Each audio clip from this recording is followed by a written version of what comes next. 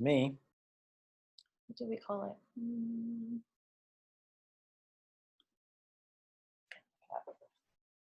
Okay, so far just me. Oh, there we go. Somebody else has joined us. Oh, good, it's working. Yep. Awesome. Anna King. That's Nice one.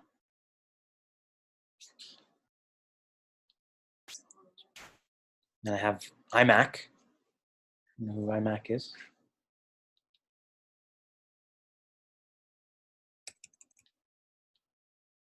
I hope everybody can hear me. I'll put on the chat.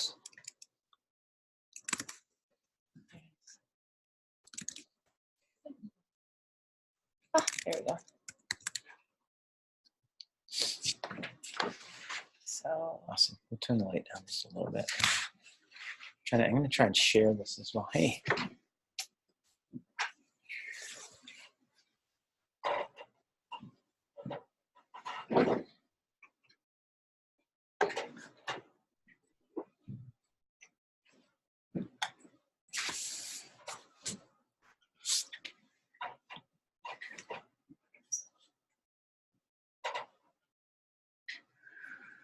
Oh. Okay, Anna, you can't, so I'm going to just yeah,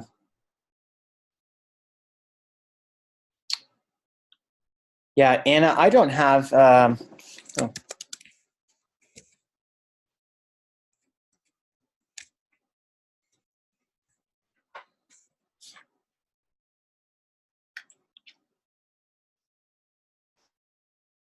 Hi, you must be Anna. Can you? I can see you. Hi, Anna. that's Anna. Yeah. Hi, Anna. She's with me. Can you hear us now? Can you hear us, Anna? I can't hear you, but I still don't have the mic on yours. First time we're doing this, so my apologies. Actually, we did it recently with some folks from the Utah School for the Blind, and they're going to come up and visit us in the spring, and it actually worked really well. So thought I'll try this. We have our own system that we can use with provincial schools, but I never really liked it. It never seemed to run very smoothly. So, You know what, I better how's everybody now? put the phone conference on in case people are joining.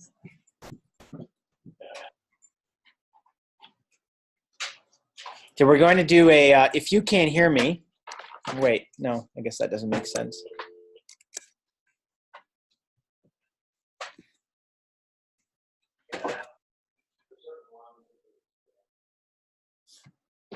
I got 4. Welcome to the Ontario Public Service Audio Conferencing. Hi, Jenny and Kevin. Please enter your ID followed by pound.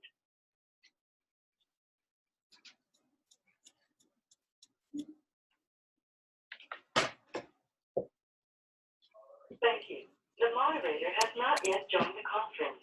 If you are the moderator, please press star now. Please enter your PIN followed by. After the tone, I got other people please state joining your us. name, It's followed good. by It's the working. pound sign. This also. Oh. Thank you. You will now be placed into the conference. This is also going to be recorded. This automatically records it. So, you know, if you want a copy of it afterwards, you can have it. You can just have it audio. You can have a video, whatever you want. And then we'll also have. I'm just gonna Over here because it says yeah. I'm gonna mute everybody. Just no. There. So I've muted you just so I don't get any background noise while I'm doing it. But if you want to talk, if you can just, oh hey, Mook, that's awesome. If you have something you want a question or whatever, just type in the thing there, and I can unmute you, or I can just answer via the message set up there. So I think we'll get started. If anybody else joins us, I'm sure we'll be okay. So I'm gonna put this on view. Anna King. Oh. Hi, Anna. Hi. So you can see and hear us now anyway. So there's always a solution, right? Yes, for sure. All right. Awesome. Okay, we're gonna get started here. I need to. What's the view on this thing? layout, not theme. I just want to see the,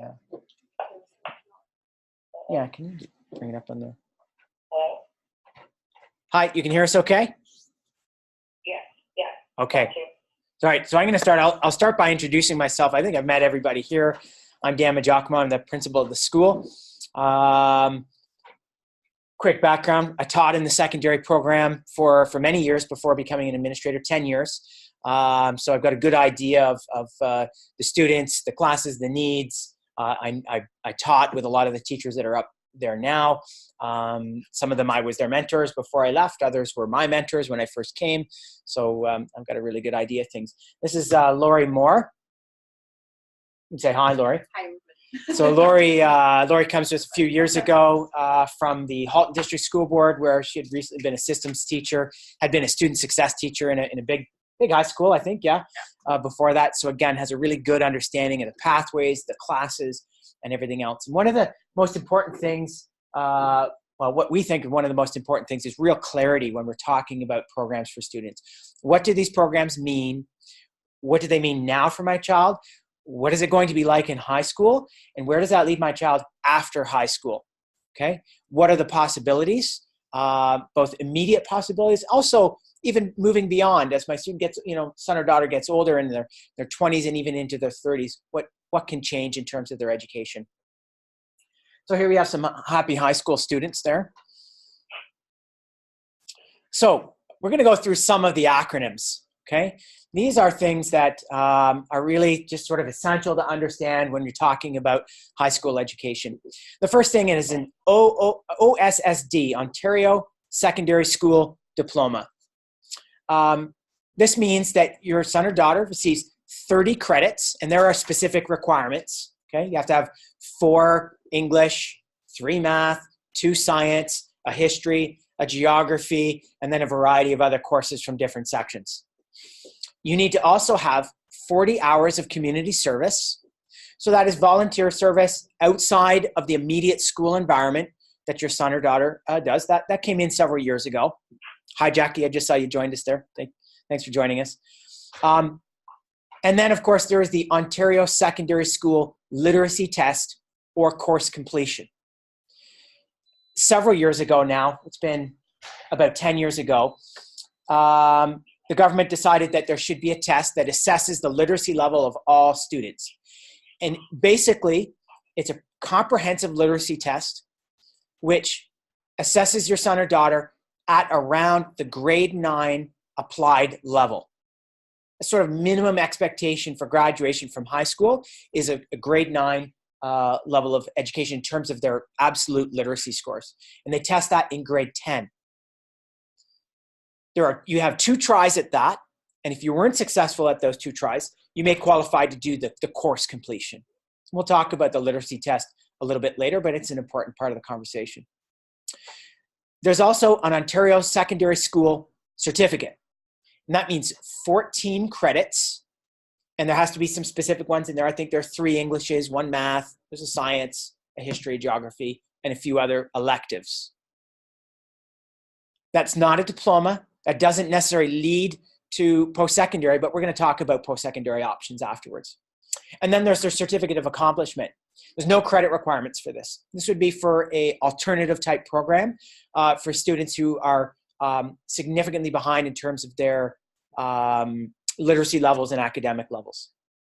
This is true of all high schools in Ontario. We operate in terms of credits and all those expectations exactly the same way as every other high school in the province. So these are specific to courses. Just want to make sure I didn't skip one there. Yeah. Locally developed courses.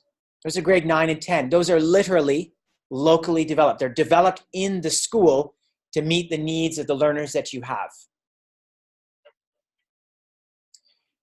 There's E, that means workplace or essentials. It's similar to locally developed, but there's a set curriculum. You're not developing it in the school. There's a provincial curriculum. The government has decided this is what you need to learn in this course, just like pretty much all courses other than locally developed. Applied. So the best way to describe these are grade 9 or 10 college courses. If some of you, like me, went to high school in the 80s and 90s or prior to that, we used to call these general courses. College, those are grade 11 and 12 college courses. Academic courses, and you'll see there's a letter behind each one. In the course code, you'll find those letters. Academic, grade 9 and 10 university courses. University courses are grade 11 and 12 courses. So just there's a U. College university courses, so that is you could take that course, it's a grade 11 or 12 course. You could take it if you've come through the college stream, or you could take it if you've come through the university stream. An M course counts towards university, the 6 university courses that you need to enter university. So you could have 6 courses, grade 12, U or M, and that would count towards university. These are some specific acronyms that we talk about here at WROS. The ECC, which we'll talk about, the Expanded Core Curriculum. It's really important to note, I talked briefly about this at the school council meeting. For students who have visual impairments, there is the curriculum and there's the Expanded Core Curriculum. Those are different areas specific to the student's visual needs that are absolutely required to achieve success in the curriculum, and it's also tied to life outcomes. Students with a higher visual need have higher needs for the Expanded Core Curriculum. Students with lower visual need may still require some access to the Expanded Core Curriculum, but not quite as intense. You might imagine a student who has no vision, very high levels of Expanded Core Curriculum exposure, down to a student who's using print, though with some accommodations, they would have a lower level of Expanded Core Curriculum. The Expanded Core Curriculum is Orientation and Mobility, O&M, ILS, Independent Living Skills, Sensory Efficiency, Social Skills, Career Direction, Technology, so on and so forth. There are 9 different areas. So we'll talk for a moment about academic and university program. I talked about the D or U or M course codes. Students achieve an OSSD, Ontario Secondary School Diploma. Your pathway options, if you have a university track education, are university, college, or workplace. You don't have to go to university because you took university courses. You may go to college. Lots of students who take university courses actually go to college. And then workplace. What do I mean by workplace? I mean, you'll be going straight from high school into a work scenario of some description. As I mentioned, the requirements to go to university are 6 grade 12 university or M courses or combination. Includes English. You must have English to go to university, a university English, and that's required. And you can ask questions anytime. Just shout them out. The expectations of amounts of work are high. High levels of independent work are the hallmark of university program. You must be able to work independently. You must be able to achieve high levels of volume of work, high volumes of work. It focuses on higher order thinking. It is less practical, more theoretical. Not to say that there's no practical component at all, but the focus is more on the theoretical side of things. Preparation for university is a focus, and literacy and numeracy levels are at or often above grade level. You wouldn't have a university student necessarily who is behind in their reading or what have you. What you might find, particularly with our population, we see this all the time. You see a brilliant Braille-using student, high levels of literacy, but with below average or even well below average levels in terms of their math ability compared to their literacy ability. That is a function of their visual impairment, not of their overall cognitive ability. That happens. I myself did not take university math. I took university in everything except for math.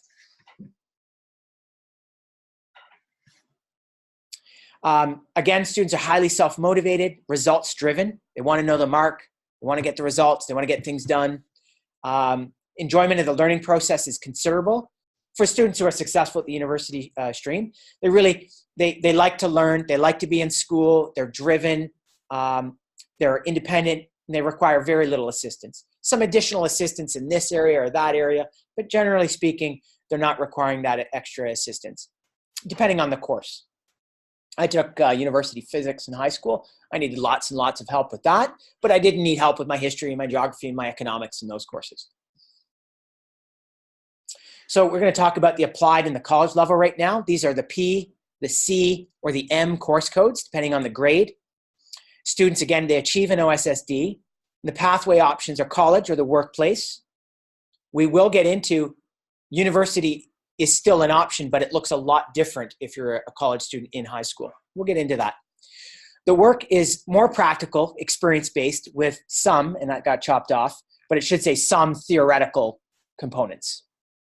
Particularly around the math, we find the grade 11 math curriculum for college level students, pretty theoretical, very, very challenging.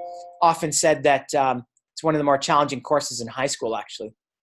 As is the grade 10 applied math is quite challenging. The students are independent, require little assistance to complete work. The understanding is at grade level. You're going to find a grade 9 student is going to have grade 9 understanding of literacy, thereabouts. I would say this, in high schools across the province, students in the applied stream, generally speaking, talking to my colleagues across the province, as I have a lot of principal friends that I've met over the years, and they'll say there's a lot of applied or college level students who have the ability to do university, but they're not as driven and isn't independent and results focused as those students in the university program.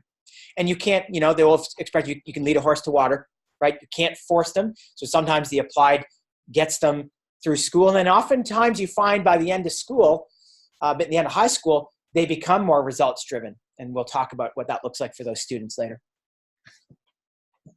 So this is the locally developed or workplace. This is the L or E course codes. Hi there. Students may achieve an OSSD, or some may pursue an OSSC. Because if you're going to get a certificate, you're not going to do it in university or college stream. You're going to do it in the workplace locally developed stream.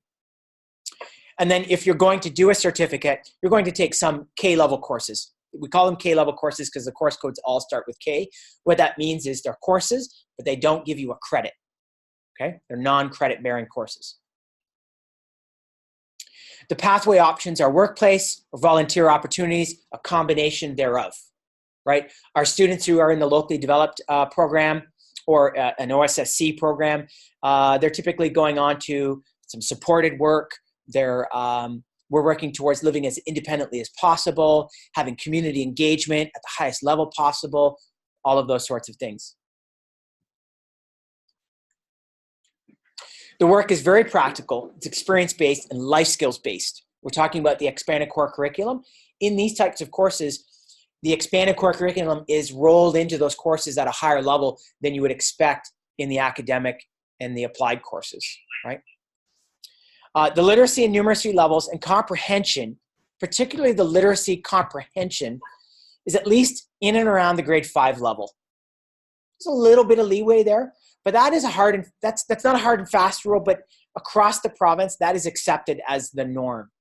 Whether it's this school or any other high school, down the street, if you talk to the principal there, in your home communities, if your student is in residence, that's what the principal would look at. Well, we're looking at credit courses for Johnny. Johnny's reading and writing in and around the grade 5 level. Okay, he can do some locally developed courses. Okay. The students are independent, but they may require some assistance to do work. That's typical. Every class, a student would require some level of assistance at some stage. You would expect that. Again, going back to the academic, there would be many, many classes in a row where you're a strong academic student. They may not even have a question to ask or barely a question to ask, right? This is the K program that I mentioned, and we just call it because of the K course codes. It's ungraded. It's an alternative type program, and there are a few different levels within that as well. But basically, the students achieve a certificate of achievement, so no credits, or some may achieve the Ontario Secondary School certificate. That's the 14 credits, of which some are sort of mandated. They're locally developed workplace type courses. Your pathway options, again, are workplace or volunteer opportunities. And this looks different for different students. right? We have some students who've come out of a K program or a locally developed program, and they found themselves full-time paid work, okay? And we've had other students who've come through those programs who need more support. And they live in a semi-supported environment, or they live at home still, which is another type of semi-supportive environment, right? Support depending on what the need is. It really depends.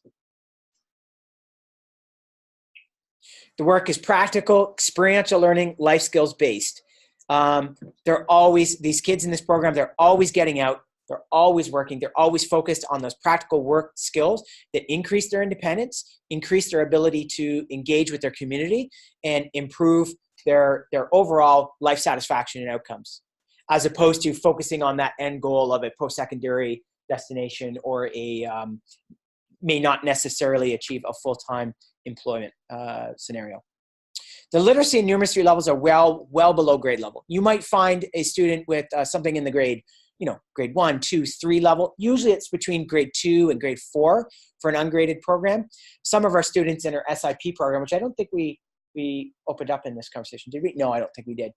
So there's another level of K program, very supportive, one class the whole day. It's called a Dev Ed class in district school board settings.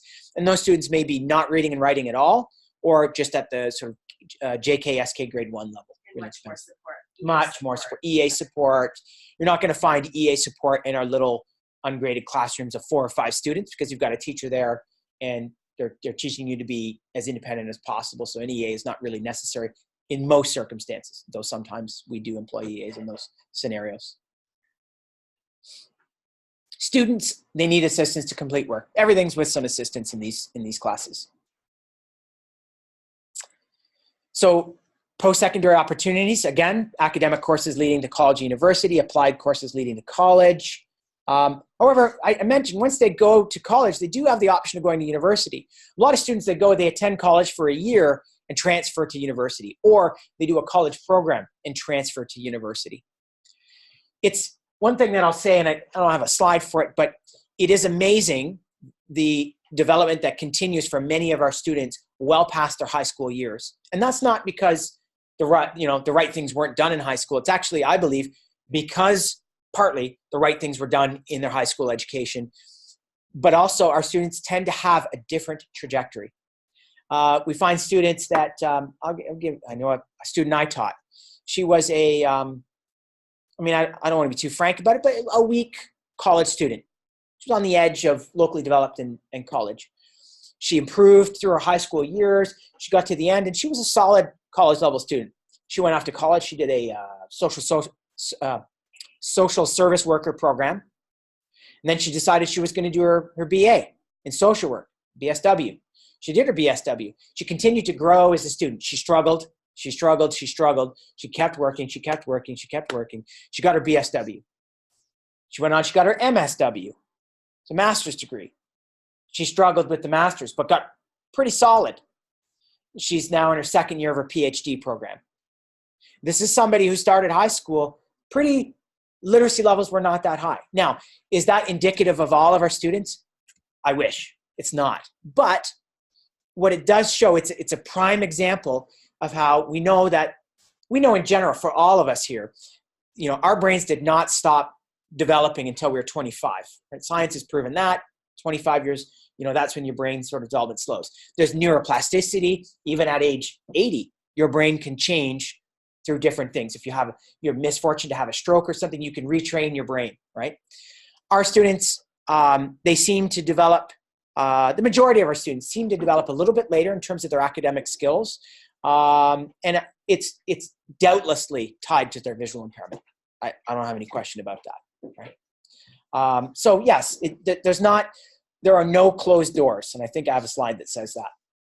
Locally developed courses can lead to an entrance college course, an ACE, an academic and career entrance. So you can do a locally developed stream and then say, okay, well, you know what, I'm going to try this program. It's going to cost you money, okay? Not an exorbitant amount, it's college, it still costs. If you live at home and you're doing an ACE program, it's not too cost prohibitive.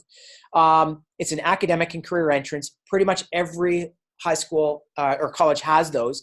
And they are, they're great courses, really supportive environment, quite intense. We've had students go through those programs and go on to college success, okay?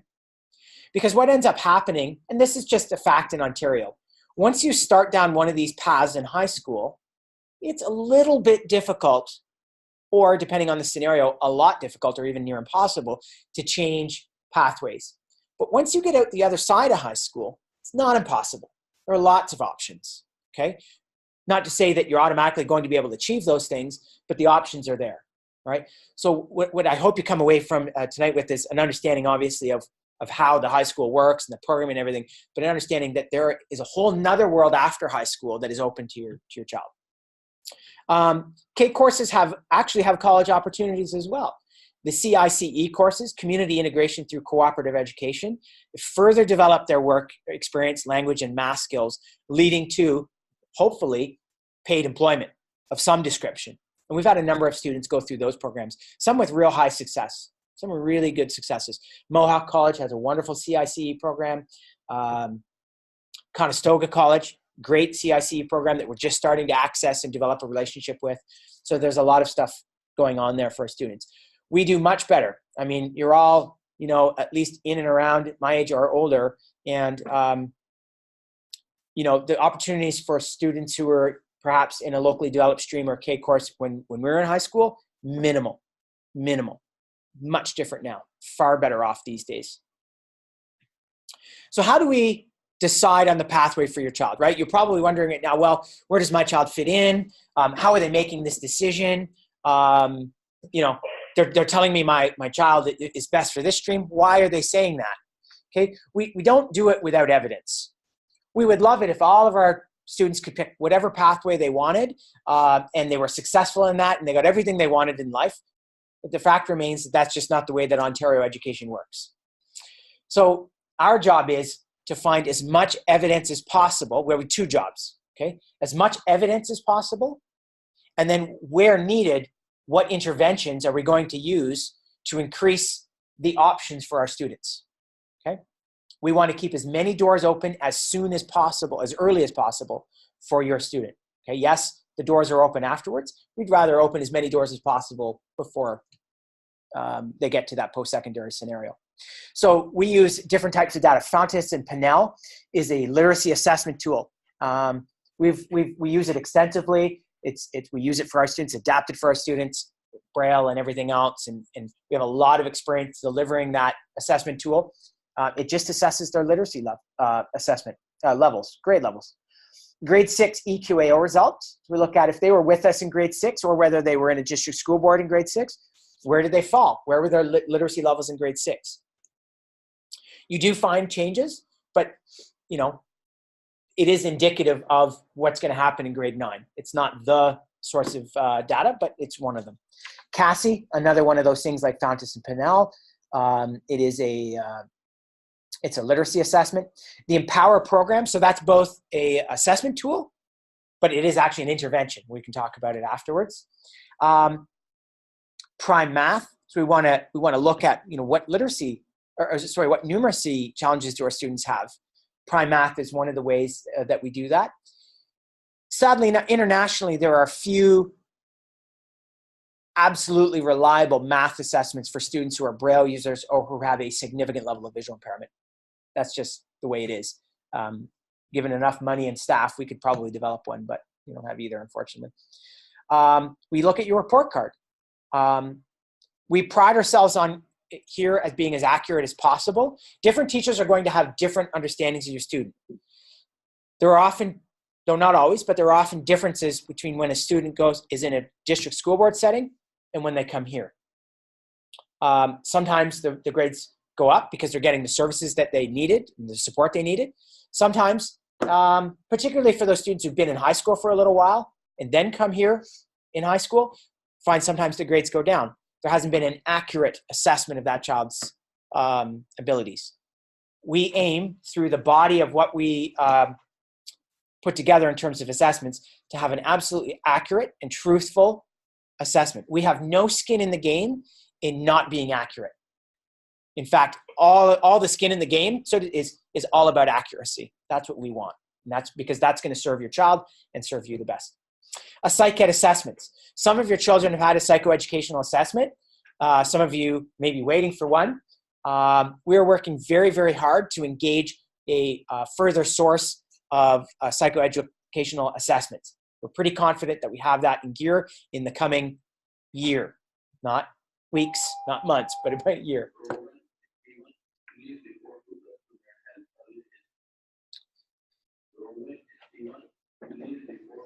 So what we have to understand is if we've said that your child's, let's say all the data is showing that they're reading and writing at this level or that level, what does that mean? Let's say it's a grade 4 level. Naturally, you're going to ask, well, what have you done to increase that level of literacy? We ask the same questions of district school boards when students come here and they're behind. We want to know, what have you done already to support the literacy levels of this student? Generally speaking, literacy levels are not static things. They should increase, right? With the right interventions and supports. So for starters, obviously, you know that our class sizes are small. Even in the high school, the average size is 7 with a maximum of 10. So another important point, all classes are taught by a specialist teacher of students who are blind or visually impaired. There are only about 100 of those people in the province. Most of them work here at WRMS Macdonald School. Okay, so there's not that many of them out there, but they are all classroom teachers here. So they have double duty, okay? If you go to take a science class or a math class or an English class in our high school, it's somebody who has qualifications in science, in math, whatever it is, technology, wood shop, whatever, and is also a specialist teacher of the blind. In most school boards, and we have the data on this, most specialist teachers of the blind, your vision itinerant teacher, the one who would come in and help the school figure out how to best meet your child's needs, they tend to come from, and I think the number is some 70% plus, they tend to be elementary teachers who got into that game. Very rarely are they a math teacher or a science teacher or whatever. In fact, so rarely that I know pretty much all of them personally. That's how rare they are, okay? So that is an advantage to our setup here, right? You're gonna get a math teacher who is also a specialist. The Empower program. So we have two types of Empower program. Some of you are in that program now. For those of you who don't know what it is a world-leading literacy intervention program. It was developed at a hospital for sick kids in Toronto. It has rolled out across Ontario. It is used in all school boards in Ontario. Well, I can't say that for sure. Let's say most school boards in Ontario, definitely all the big ones. It's now spreading out into the rest of Canada and now into the United States. There's nothing like it. There's nothing as effective as the Empower program. We have searched for everything. There's nothing better. We are the only entity, the only people that have further developed it with their permission and their oversight. And by oversight, I mean these folks come, all the time visiting us. They video us. They examine what we do, how we teach it to make sure that it's done properly. We're the only folks who've done it with our population. Braille, large print, nobody else has developed it. We're the only people who've delivered it. So it does exist out there, but I can guarantee your school board, district school board, wherever that is, whatever school board we're talking about hasn't developed it in Braille or in a way even for students with a significant visual impairment to access it. That is a feather in our cap, something I'm very proud of, as you can probably tell. We talked about the expanded core curriculum and how that ties into a child's education. It is equally as important as the curriculum, right? You won't find many principals out there who will say there's something else just as important as their school curriculum. Independent living skills, right? I can give you an example of a student who came here several years ago. A very highly academic girl. She came 18 years of age. Her lack of independent living skills seriously impacted her life outcomes. Now, she came here, she learned a lot of ILS in a short period of time. She got further support even as an adult, and she's moved past that. But if she hadn't got that, you would think it doesn't matter if you're in university, if you can't, just function make a sandwich, make your bed. If you're capable of doing those things, you should be able to do them. And if you're capable and the expectation is that you can do them and there's nobody else to do those things for you, those things take up so much of your time and energy and mental well-being that your education actually slips behind. And that's the importance of the expanded core curriculum. It's so that your child can learn to live life so that they can achieve everything that their academic promise holds for them. Orientation and mobility, technology, Braille, if required, social interaction. The expanded core curriculum was developed in the early 90s before we really understood the importance of socio-emotional well-being, mental health. I believe, and I've been actually advocating with a group of professionals, that we need to rewrite the expanded core curriculum, that section, to include social interaction / mental well-being, mental health, social emotional well-being. Because what we find with our students is that even the most highly academic ones, master's degrees, those sorts of people, if they don't have strong skills in all areas, but particularly around that area, connectivity, so on and so forth, their life outcomes suffer. And so we want to make sure that our students have that ability and understanding. Recreation and leisure, life's got to be fun.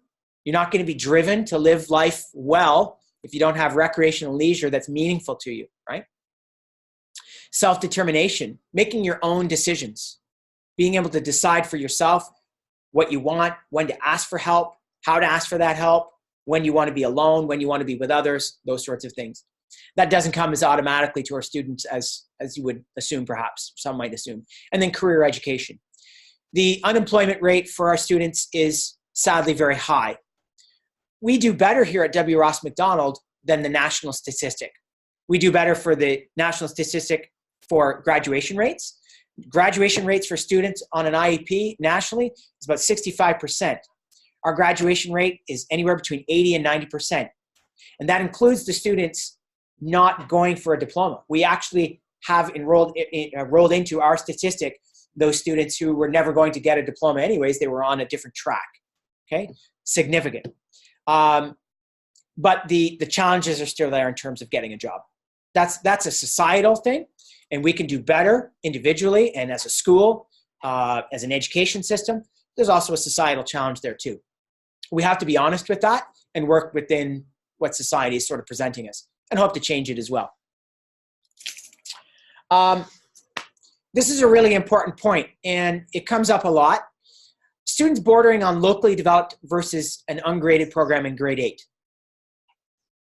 First off, we're going to look at that data to determine where the best fit is. Then we're going to use interventions. We're going to use the interventions that you will not find anywhere else in a frequency and an intensity that does not exist anywhere else. And I'm not trying to sell you anything. Your kids are students here. But I want you to understand that what we do here isn't going to be found anywhere else. It's very important that you understand that. And when you're talking, 100 minutes a day of the very best literacy intervention that exists, that's significant. And the reason why I'm telling you that is that at the end of that, that's a year, 2 year, you can be rest assured that for where your child is developmentally at this time, we've given you an accurate assessment. Okay? There's not some stone unturned that we turn over every single stone. Okay? And then we start to have honest conversations about, what does high school look like? What does post-secondary look like? How can we achieve the most for your child? How can we make sure that they live independent, happy, fulfilling lives regardless of their direction? You don't need a university degree to have a happy life. Okay? A good example is a student that I see a hand up there. I'm not sure if that means somebody's asking a question. Jackie? It's me, Dan. Yeah. Oh, shoot a question. I can't see your screen. Oh, you know what? I'm going to send this out after. I didn't realize until then. I thought that I could share this on this Zoom thing, and I'm sure I can, and I did at one stage, but I can't figure it out right now. So I apologize for that. I'm going to send out this this PowerPoint immediately after finishing this, so I apologize. Any other hands up? We can see it. You can see a bit? We can see it. it back, which is really weird. Okay. Well, it's on a screen, I think, is what. Oh, you see black. When you sit further back in your chair, Yeah. no, that's not it. Okay. It's just sometimes either it goes, like the room goes dark or something, and we can. That help a bit? That's okay. Don't worry about it. Okay. Well, we'll make sure everybody has all this information and the recording as well. So you'll get that. Yeah, you weren't here for that part, Jackie. This is being recorded, and I can send out the audio, the video, whatever you like afterwards. So we'd also look at success in English and math courses at the locally developed level. We aim to give all students a try. You know, we give them the opportunity. If you're at the K level, an increase in literacy levels up to grade 5, you would move on to the locally developed level. It's not a static thing. We don't seek for anything to be static. Just because you are in a K program, we don't stop trying to do interventions for your literacy. Okay, we still attempt all of the same efforts at that level if they haven't already been tried. Pathway decisions. Recommendations are based on accurate and timely assessment data with your child's vision and development taken into account. I hope we've made that fairly clear. Placement is ultimately a parent decision, but the wrong choices can have the opposite effect for what you're hoping for. All over Ontario, you get a lot of parents who say they're worried that their child's life options are severely limited by the pathway other than the one that they want for the child. I understand that. I'm a parent, Laura's a parent, we understand that. The challenge is, if it's too far outside of what is feasible for your child at that time, there can be some pretty negative effects in terms of their socio-emotional well-being, in terms of their self-confidence, in terms of their self-image, and there can be some regressive sort of impacts. So we have to be very cognizant that, you know, in education, is that zone of proximal development, thinking back to Teachers College. Oh, is it? Oh. Yes, there it is. I knew we put it on there. So what I have here is a chart. It's Vygotsky's zone of proximal development, and you can Google it, but I'll also, again, I'm going to send all this information out. In the center, I'll describe it, is a circle. It says learner can do unaided, right? Around that, the next layer, looks like a gobstopper, zone of proximal development. The learner can do with guidance. That's where a lot of learning should take place. You should start it there and then move in. Once the student's moving into learner can do unaided, you move back out to where they need, they can do it with guidance. And then at the outskirts is learner cannot do. Through proper assessments, you're going to know what they can't do, what they can do unaided, and where you're working on is somewhere in between, right? And you're constantly doing that process. Learner can do with guidance, learner can do unaided, back and forth constantly. That's just good pedagogy. That's good teaching. And pretty much everywhere in the world you go, teachers know that. So some important points to take away. Perhaps you've already talked about these. The interventions used are specific to your child and their visual and development needs. They're not found anywhere else in the way that we deliver them. I mentioned that. The academic and ECC expectations at WRMS Macdonald School are high. But equally important and related is your child's socio-emotional well-being. Just because your child may not be working on this particular thing or that particular thing doesn't mean we don't have high expectations for your child. We do. Our highest expectation of all of our children is that given their capacities, that they go on to lead independent or as independent as possible, fulfilling lives, and they're a contributing member of society. And that looks different for every child in every school across the province. And independence in academics equals independence in life. Academics, if you're always doing things supported and you can't do anything, get to the point where you're doing things unaided, think about the zone of proximal development, that's not education. That's somebody guiding you through curriculum, but without you actually learning the curriculum. And more importantly, and I don't know if we mentioned this specifically, but the most important thing is the skills around learning. I don't know around the table how many of you remember your grade 10 math class? I don't, right? I taught math, grade 7, grade 8, those sorts of things in elementary school at one stage. I don't remember specifically what was in grade 10 math. My OAC history class, I remember a couple things, but I don't, and I took so many history courses and geography and philosophy courses in university, they all blend together.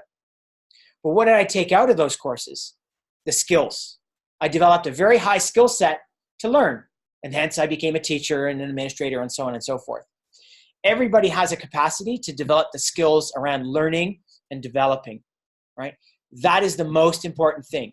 If you can't develop, or you don't develop, I should say, because everybody can in some way, shape, form, or the other. If you don't develop those things adequately, the education is not worth what is coming out the other end, that piece of paper or whatever it is. You have to think about the skills. You have to think about the learning, regardless of the level, academic level of the student. You need to think, we all need to think, and we always think of this, is where's your son or daughter at 30? 30 is a pretty big milestone. People are often married, people are often have kids, people often have jobs, people are living independently, often, not always, right? But often they are. They are established in life. Their trajectory is not set in stone, but it's there. You know where it is, right? You're 30, you're an adult. And so we always think, where are our students in 30? And we have the advantage here. We know where our students often end up at 30 because we have a different relationship with our students. Our students come back to our school. They phone the school and they connect to us and we talk with them all the time. Every day I'm talking to one of our former students, always. And you learn from those students what works, what didn't work, what are they happy with, what are they not happy with. And when you see them at 30, say, okay, now I get where this student is finally. Right? Remember, we talked about trajectory of our students. It's longer. It stretches, for our students, it stretches into their 20s towards 30. And I would say by the time they're 30, it's pretty set. And that's it. That was my last slide. So it's time for questions. I did okay with time on that. I bet you thought I would go over, but I usually do. Does anybody have any questions? I see a hand there. This is awesome. Where's the hand? Jackie, I see your hand, your cyber hand. I think I'm going to click on it. No. I think I didn't clear it after my last question. Oh, okay. I'm going to lower your hand. Okay. You can't do that in a classroom. You can only do it online. Any questions?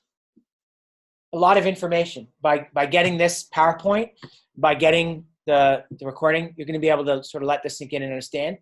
We're always, we will always call you back in a timely fashion, right? Give us a day. We're back to you with any questions that you have, emails, whatever the case is.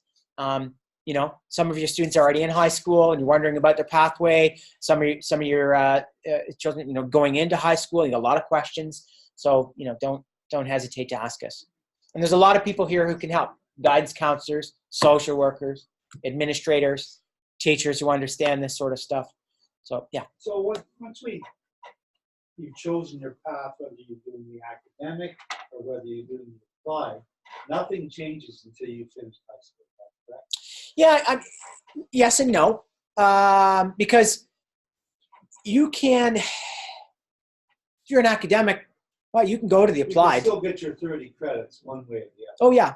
Yeah, you're going to get a diploma with your academic or your applied or your locally developed workplace if you're an OSSD student. You can always switch Yeah. to college or university. Yeah. Correct. And the important thing to note, though, is that other components, not just about the courses, it's the Ontario Secondary School Literacy Test. We don't do a lot of high-stakes testing. Like in the U.S., it's, several times a year, there's a high-stakes test, big test. You got to, it's an awful, awful system. We have one high-stakes test really here. There's some others, but they're not, not so high-stakes. And that's that literacy test. And if they're not going to get the literacy component, they're not developing to the point where they can get that, whether it's through the test or whether it's through the course, then you're going to be looking at a certificate of some description, okay? And I'm not talking about anybody specifically. I'm just saying that that's the reality, okay? And that's a provincially mandated thing, okay, right after. Provincially mandated thing that every student in Ontario has to go through. Passing score is 300. No passing score. If you can't pass that, there's no diploma at the end. And there are students every year in Ontario who get their 30 credits locally developed typically, but don't get the literacy component. So yeah, that's important. What we find is that there are some challenges there because of the visual impairment, that even a student with quite high literacy levels sometimes can't pass the test because they use visuals and things like that they don't work for our students. And so they end up doing the course, and they do okay in the course because we don't have to put those same elements in. Question? The OSSD, the literacy test is required for. Yeah. So it's not just for the academic, also for the locally. Yeah. Because the locally developed is 14. Well, you can have you can get a diploma with locally developed and workplace credits. Yeah. Yeah, Ontario is still a 3-tier system. We used to call it basic, general, and advanced. And we still have that, but it's locally developed, college, university. Yeah. But you still need the literacy test. Yeah. Yeah. It's still literacy test or the literacy course. And the literacy course is over the period of a semester, you're showing that you can do the same thing that is on the test, but you have to pass that course. And that's a mandated course. There's no wiggle room in the course either. You can't use your professional judgment in the same way you might with that grade 10 history course. Well, we didn't do a lot in in World War II, but they did some good stuff in World War I. What's that? You can't be modified. Nope, can't be modified at all. It's strictly accommodated. I don't know too if you're asking, if you take a locally developed grade 9 course, for example, or if your child does, and then wants to try the applied credit the next year, so grade 9 locally developed course, and then wants to take the grade 9 applied course, they can do that. So if they show evidence, if they show evidence that they're able, like they do well in the locally developed course, and you want to see if they can try that. Yeah. Well, like Dan said, sometimes it takes some students a little bit longer to get where they need to go. I can think of 2 girls right now I know that did that. They did the grade 9 locally developed, and they had high levels of success, and they showed improvements and a number of other things, and high motivation as well. And then went on to do the applied, and they're in the college stream. They're almost graduated, I think. And it can be in an academic pathway, but still take like an applied or locally developed math, for example. Yeah, we talked about that. Yeah, and that sort of thing. Yeah. Yeah, So, we've had students in the university stream who took locally developed math, but they were a Braille user and math, French. If you're not going to go into those particular areas, then why put yourself through that if you really struggle. So, as a guidance, talk about too, right? Yeah. The guidance counselor and making sure that you're getting. Any other questions? Okay. Well, thank you for coming online. Hi, everybody online, and thank you for coming in person. Just one last point is that we want absolute clarity, right? And sometimes it's hard because there's a lot of things, there's misunderstandings, and there's, we want absolute clarity. So whatever we can do to help sort of bring that, we pride ourselves on being more clear than any other place. Hopefully that's our goal in terms of education. So the more we can do that, the better. Yeah. So we're on the cusp of entering grade 9 Yeah. in our family, and we have another child who's already in high school and has made course selections for next year. At what point do we make that decision for sure? So course selection started today. Okay. Yeah. Now for grade 9s or grade 8s going into grade 9, that looks a little bit different because there's not a lot of choice in grade 9. I think you get one elective. And then as you go on, there's more electives, right? So really what we're talking about is pathway and one elective. So we do that, tend to do that as a group in the coming month or so. Yeah. And that's typically with the guidance counselor and the teacher and administrator as well. So that we have these conversations about what would probably be the best. Yeah, again, it's important to note that, we pride ourselves in accuracy and clarity. That's the goal. It ultimately is your choice. You could choose academic for a student who is reading and writing at the grade 5 level, but the possibility is that they would fail the course, right? Because we don't hand out credits here. That's not what we do. Again, accurate, clear, accountable. Those are all really important values for us here.